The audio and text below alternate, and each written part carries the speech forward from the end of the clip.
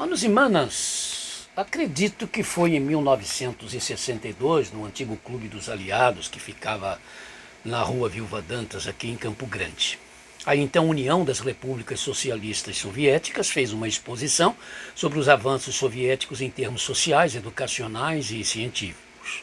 O namoro com o comunismo russo via Internacional Socialista estava se fortalecendo em vários dos segmentos brasileiros. Havia os que preferiam o comunismo chinês, ou o chamado maoísmo, e até o albanês. A Albânia se tornara no primeiro país do mundo a declarar na Constituição do país que Deus não existia. Mas o regime dito soviético, liderado pela Rússia, era o preferido, parecia mais clássico. Para organizarem uma exposição aqui em Campo Grande, era porque, sem dúvida, a ideologia comunista já estava se alastrando, e bem, ou já estava bem alastrada. Adolescente, mas já colecionando dados estatísticos da igreja pelo mundo através dos famosos almanaques mundiais, e também já consultando enciclopédias, além de literatura religiosa específica, eu fui à exposição e consegui me aproximar do russo que fazia a função de relações públicas, explicando então as fotos e os materiais que estavam expostos. Não me esqueço do hálito pavoroso do sujeito. Devia ser a vodka, né? Assim que houve a oportunidade, eu me aproximei e perguntei: ainda há protestantes na Rússia? Provavelmente porque não esperava uma pergunta destas de um adolescente, eu percebi que ele ficou meio sem chão. Demorou um pouco para responder. Claro, eu já sabia que existiam ortodoxos, batistas, luteranos, reformados, muçulmanos e um punhado de católicos romanos, estes vivendo principalmente na Ucrânia, na chamada Igreja Uniata de origem polonesa, e alguns outros na Lituânia, país de maioria católica antes de ser tomado pelas forças soviéticas. Mas a pergunta, na verdade, era para ver se o russo tentaria me passar a ideia de que entre os soviéticos já não havia mais lugar para a religião. Preparei-me para ouvi-lo dizer que o ateísmo triunfara como apregoava a juventude socialista brasileira de então.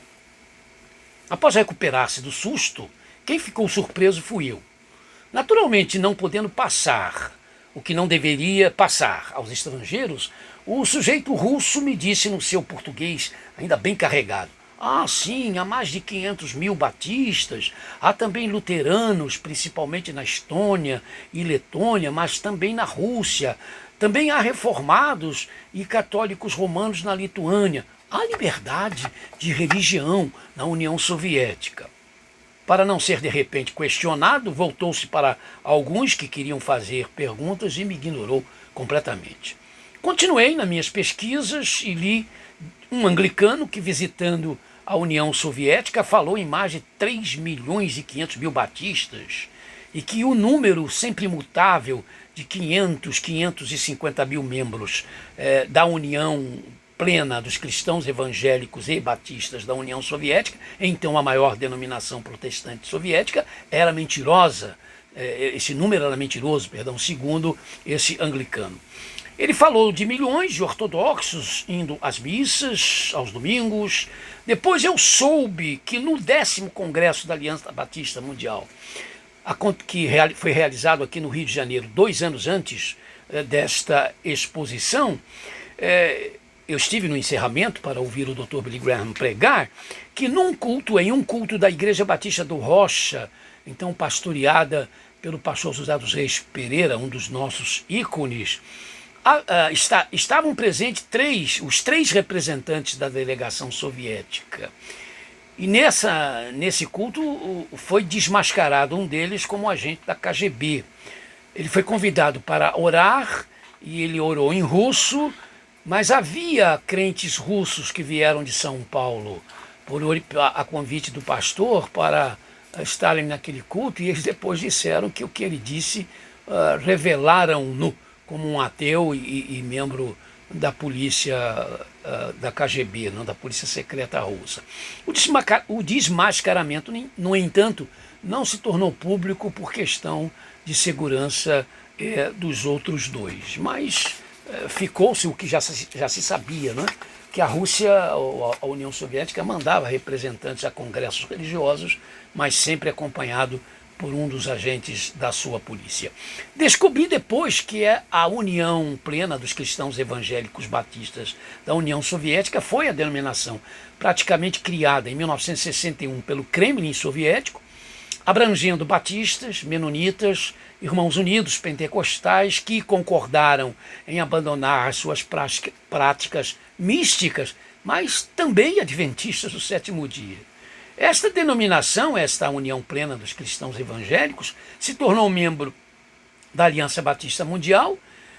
Desta União Plena, centenas de batistas independentes se recusaram a pertencer, mas o que se descobriu também, o que descobrimos também, o que eu descobri também, é que ela nunca teve 3 milhões e 500 mil membros, mas também nunca teve 500 mil e nem 550 mil membros, o número dado pelas autoridades russas. Na verdade, nunca passaram dos 200 mil.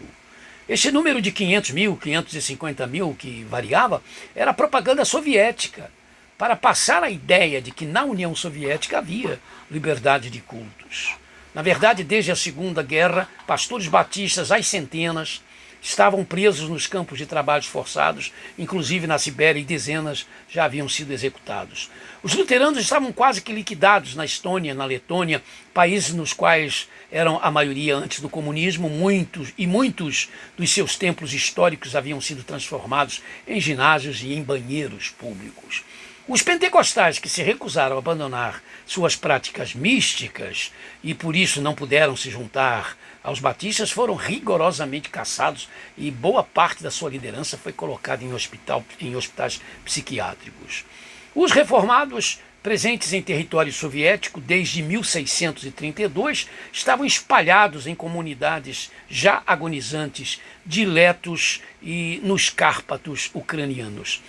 Nas celebrações dos 1000 anos do cristianismo na Rússia ou na União Soviética, na verdade na Ucrânia, o governo soviético permitiu que o Patriarcado Ortodoxo de Moscou convidasse líderes cristãos mundiais para um congresso em favor da paz. Os católicos puderam ser representados, mas não pelo Papa, cuja entrada na União Soviética estava proibida pelo governo e também não era bem-vinda, né, a presença dele pelo Patriarca Ortodoxo.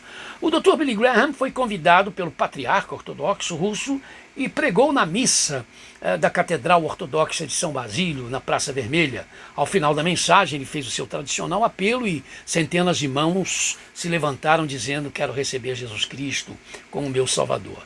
Billy Graham também teve a permissão para pregar na primeira igreja batista de Moscou.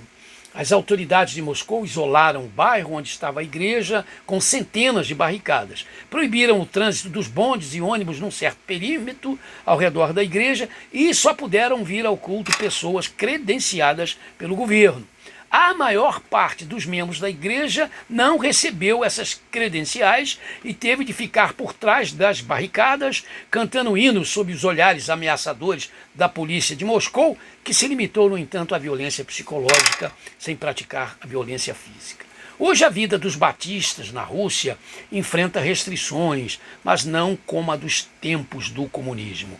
Nos dias da perestroika, da abertura, né, ainda da União Soviética, o Dr. Billy Graham pôde voltar em Moscou e pregar no principal estádio de Moscou. Eu lhes conto isto para destacar que o que eu aprendi a partir daquela exposição aqui na Rua Viúva Dantas da nossa Campo Grande, é que as palavras elas podem ser poderosas, verdadeiras ou mentirosas, encantadoras ou horrorosas, mas elas não suplantam os fatos, sejam eles quais forem.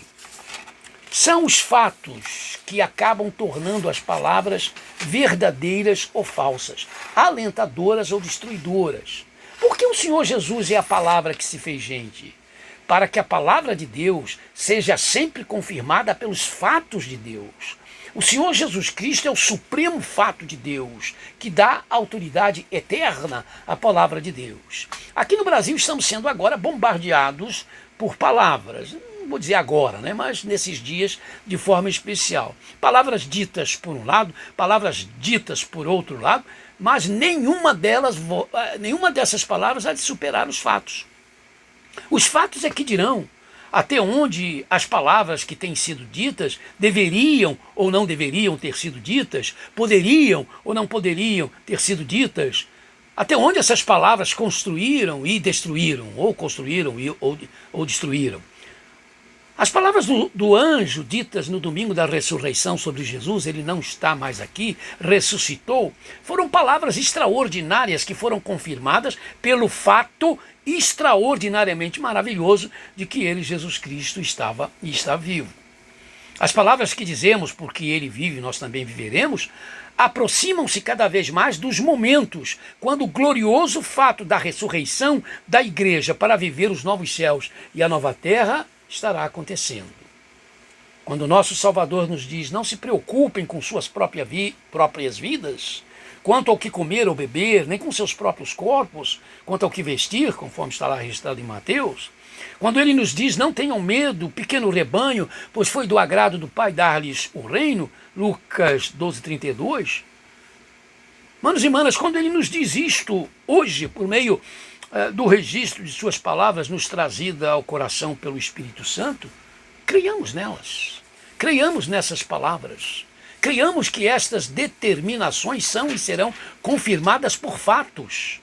Creiamos nisso enquanto somos bombardeados pelas palavras dos homens. Faz toda a diferença, digam o que disserem, faz toda a diferença dizermos a Deus, Senhor, olha quão agitadas estão ficando as águas do nosso querido país. Elas até poderão nos sacudir, mas não nos afogar. Não nos afogar, porque Jesus está conosco, nos dizendo, não tenham medo, não tenham medo, não tenham medo.